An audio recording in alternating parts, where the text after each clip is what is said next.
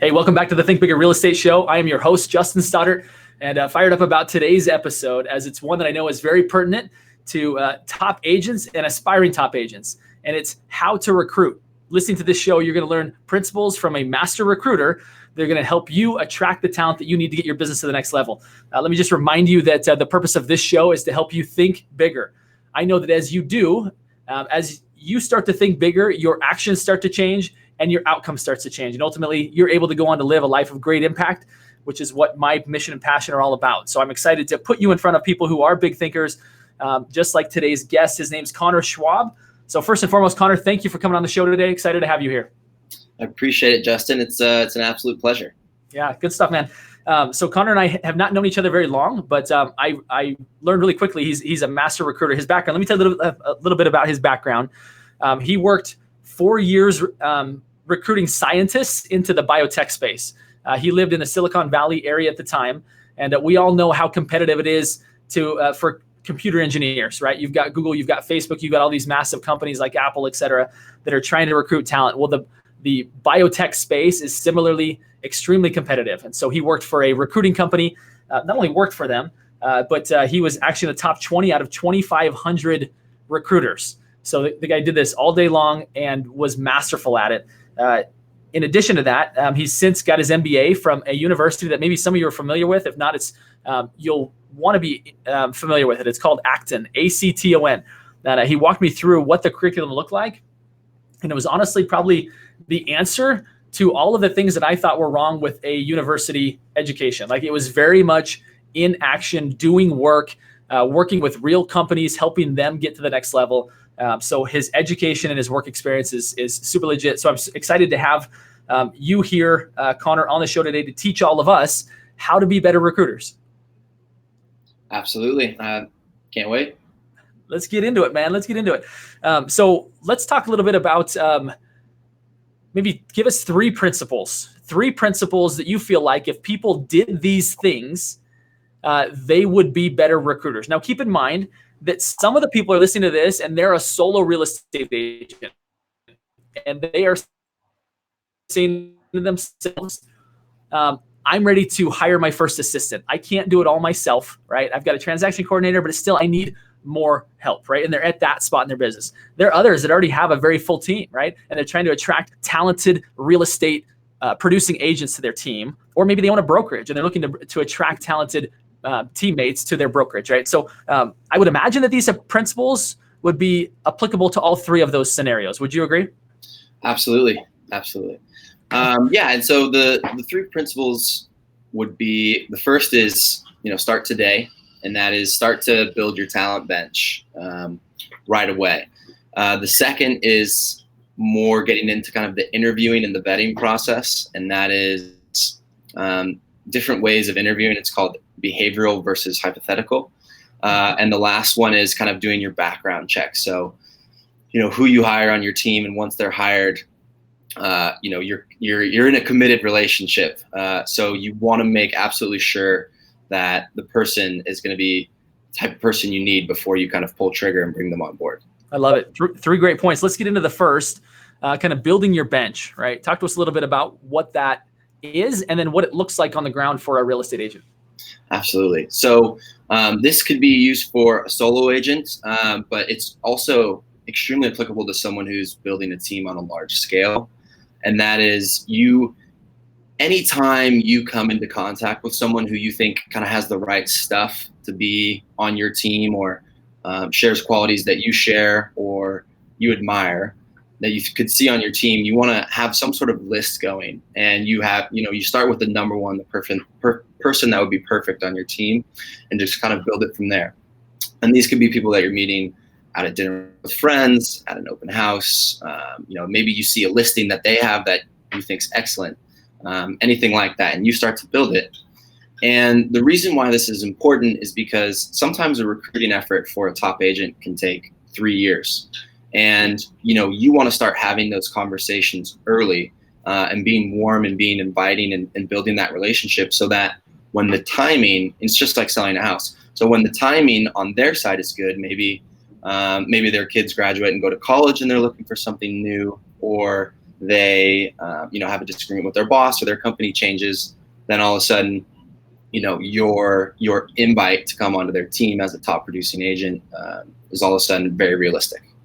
Yeah, I love this point, Connor, for a couple of reasons. One, I think, is that relationships take time. When people are going to make a commitment to go to work for somebody, they're essentially putting their entire family and livelihood in the hands of that person with whom they're going to work. And that doesn't happen overnight, right? It takes time to develop those relationships. And maybe like a simplified version of what I hear you saying is you need to dig your well before you're thirsty. Like if you're going to find somebody at the moment you need them, it's too late, because it's going to take time to build that trust and get them to really believe the fact that they can come work with you and that their situation in life is going to get better. Is that a fair way to put it? Absolutely. Yeah, absolutely. Great stuff. Okay. So would you say then that somebody should, even if they don't have the need right now, let's say that they're a new agent, they're like, I have no need for an assistant yet, or my team's perfect, I've got all the right players, all the right producers, I don't need to recruit. You probably see better than I do the mistake in that thought, right? Is it like, I'm not in recruiting mode right now? Life happens. You might have the perfect team set up, and then life happens. Someone might move, their spouse, they might have to move, or something less fortunate happens in their life where all of a sudden they can't work anymore, or they have to make an arrangement, or they get headhunted to another opportunity themselves. So that's why having that bench is so important, so that if all of a sudden you find yourself kind of up the creek without a paddle, you have a plan, you have a place that you can go right away, to your bench, to your list, and you can start calling people right away. I love it. That's super profound. And I think there's probably some people that are saying, like, I don't ever want to have an employee. I don't ever want to have a teammate. I just want it to be me. And I think that there's probably a whole nother episode that we could do as to maybe why that's flawed and small thinking. If you're looking at the burden of having somebody work with you, I think you're missing the opportunity of, one, you spending more time in your area of brilliance, as well as empowering someone else's life to be in theirs, right? So I would encourage you, if you've totally discounted this conversation because you'll say that I'll never have that need, I think you're thinking too small, and maybe selfishly as well, right? I think oftentimes when we think that way, it's all about us as opposed to who else's life can I help. I know that the best producing agents and teams that I see out there, it's an abundant mentality. It's like, look, I've got something great and I want to share it, and I want to help more people improve their lives and their situations. So good stuff, man. Absolutely. Let's go to point number 2. Walk us through what that was again, and then again, kind of the details of that. Yeah, it's very simple, and it's pretty profound. And I think every agent, anyone who's ever interviewed, can use this right away. It's very simple. Seeing as it's just about a week after New Year's, I'll kind of use a New Year's example. If you had a sample size of 10 people and they were all trying to convince you that they were going to do their New Year's resolution this year, all 10 of them could probably tell you about their plan, how they're going to wake up at 6:30, go to the gym at 7, have that healthy breakfast, and they're going to continue that, diligently for the rest of the year. But as we all know, out of those 10 people, who knows, maybe only 2 will do it. But if you speak with all of them, Jan 1, hypothetically, they can all tell you about their plan, and it's probably a brilliant plan. But when the rubber meets the road, very few people actually act on that. And so the easiest way that if I was talking with 10 people and I wanted to bet and know who was going to hit their New Year's resolutions this year, I'd say, can you tell me about your New Year's resolution last year? What was your plan? Did you hit it? And how about the year before that? And the best predictor of future performance is their past behavior. And so that's essentially what behavioral interviewing is. And you're using people's evidence from their past to predict their future and how they will perform. So instead of saying, hey, when you get into this position on your first day, what are you going to do? You would say, hey, in your last position on your first day, how did you approach it? What was your plan? What were the numbers that you set to hit, and did you hit those? And if you didn't hit those, what did you end up hitting? That's powerful, Connor. Like, there's nuggets of gold in what you're saying right there, because again, yeah, all of us are absolutely brilliant in the upcoming year, right? But how are we in the year that just passed? Tons of wisdom. So when you've asked those questions, do you get a feel for who people are based on if they get squirmy or if they get excited? Like, let me tell you about last year. Or if it's like, this year's going to be better. Absolutely. That's when the subtleties make a large difference. And when you can be sitting in front of someone, because if someone can dive right into specific details about the plan, then like the more detail they have and the more character they can tell the story with, that's obviously an indicator of how true it is. But if they're brief or they stumble over details or they really don't have much to say at all, or they kind of answer a different question, that's a pretty big red flag. Man, powerful interview skills right there. Because you're right, you're trying to identify in a short period of time, is this the right person for to get us to where we want to go, and can I help them get to where they want to go? Ultimately, when you're assessing if somebody's the right fit for a team or for a position, it's are they the kind of person that accepts the help and does the work, right? Or is it someone that I'm going to have to constantly be prodding along? That's brilliant, man. And I think every real estate agent that's listening to this is going to thank you for that, for what you just shared right there. Let's jump to the third point, Connor. Kind of this vetting of references. Tell us a little bit about how you go about doing that and maybe why that's important. Absolutely. If you're working in a local market, everyone knows everyone through basically one degree of separation.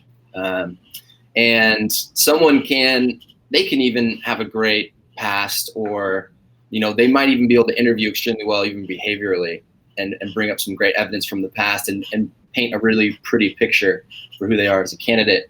I'm an optimist in general. And so that when interviewing, that can really get you into trouble. So you have to kind of curb your optimism and really think almost guilty until proven innocent in a way, because you're going to be investing so much in this person that they really need to earn your trust and your confidence in order for them to come on board and for you to invest so much time and resources in them as an employee. And the way these references are so important. And one of them, when people give you references to take, that can be helpful if you ask really pointed questions. Would you hire this person again? If you had to rank this person amongst your team, how would they stand? But at the end of the day, they're listing people that they chose, so they could choose people that they're in good favor with. So they might have had some sort of falling out or butt heads with someone, or not necessarily had a great reputation with the majority of people around them, but they could select one or two people to be the references. So you want to make sure you're speaking with former managers if it's a reference that they list. And then what I actually prefer to any of them is more like blind references, is what I call them.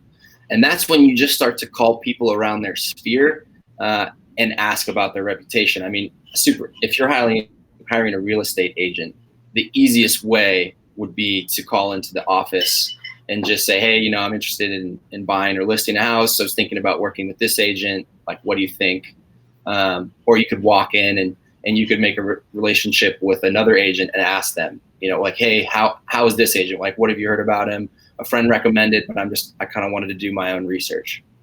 So you're using your network to do some background and check in on people to make sure they weren't, butting heads or kind of a bull in a china shop wherever they were last. I love that. You're right. It is really interesting how people tend to kind of almost like socially engineer their references, right? They're curated, and it's like they're almost scripted as to what they're going to say. Whereas when you start kind of extending beyond that, you start to find maybe a different perspective. Mm-hmm. It takes some diligence. One of the things that I'd learned actually from a Keller Williams recruiting class was that to every reference you ask, is there anyone else that I should talk to? Because nobody really wants to bash anybody or destroy their career, right? But if you can say, is there someone else that I should talk to that might have even a different perspective? It's easier to say, yeah, you should probably call this person, right? Who had maybe like a really terrible experience with them. And it allows you to get insight without somebody feeling like they're, being a villain to that person's future. That's absolutely right. And I'm so happy you brought that up because it slipped my mind. That's a great point. And this has been so insightful. I really appreciate you coming and pouring in the time. If anybody here in the Portland market is interested in getting to know Connor Schwab. He's here in this market, and I'm sure you can be accessible if people have questions outside of this. I feel like your expertise, would benefit a lot of people. Is there some way that people could get in contact with you, Connor, if they had a few more questions for you? Yeah, absolutely. The email that I'm using right now is careers, kwpp@gmail.com. Cool. And that's the email that I'm using for recruiting right now. It's good stuff. Okay, great. Careers, kwpp@gmail.com. I love it. Now, Connor, you're a big thinker. Obviously, at a young age, you've done some impressive things. I graduated from some impressive institutions and done some incredible work for not having had a 30-year career. Right? You've kind of condensed that down into a shorter period of time, and I know your future is very, very bright. I'm very confident of that. You're obviously a big thinker. You come from a family of big thinkers. What does a guy like you do to continue to expand your own possibilities, to continue to think bigger yourself? Yeah, absolutely. I'm glad you brought that up, and I was thinking about it for the past 20, 30 minutes or so, and then I saw this. This is it's called the Best Self Journal, and it also goes in the theme with New Year's resolutions. But I'm a huge goal setter, and basically breaking down large goals into small daily habits. And this journal basically is a platform to incorporate almost any self-help book you've ever read, whether it's like The One Thing or Habits of Highly Effective People. And it breaks down large goals into daily habits and planning for your daily routine. So coming into the new year, I'm huge at goal setting, and starting my day with this and ending my day with this instead of my cell phone has been kind of the small thing that is allowing me to think bigger. Man, that's great. I would agree, or just second that I've started this year, kind of my big habit that I'm focused on first this year, that I started probably fourth quarter of this past year, which is daily journal, night and morning. And it's amazing how much of an impact it has when you can get clear on paper where you're headed, right? Remind yourself where you're headed, as opposed to just all the reactive stuff that we get hit with. So I love that. It doesn't surprise me at all that that's your thing, and it kind of is insight into how all of us can think bigger. So I appreciate you sharing that, and been really fun. Number one, to get to know you, and number two, to have you on the show and have you pouring in such value. Again, I would encourage anybody really to reach out, get to know Connor. He's a great guy that will be a great person to have in your network, and someone from whom you can continue to learn from and have again in your network. So thank you, Connor, for coming on today and sharing what you've shared. And again, I want to thank everybody for tuning in. And my final request, 3 simple words, which is a charge and an invitation to all of us, which are go think bigger. Thank you, Connor, for helping us do that today. And thanks everybody again for tuning in. I really appreciate it.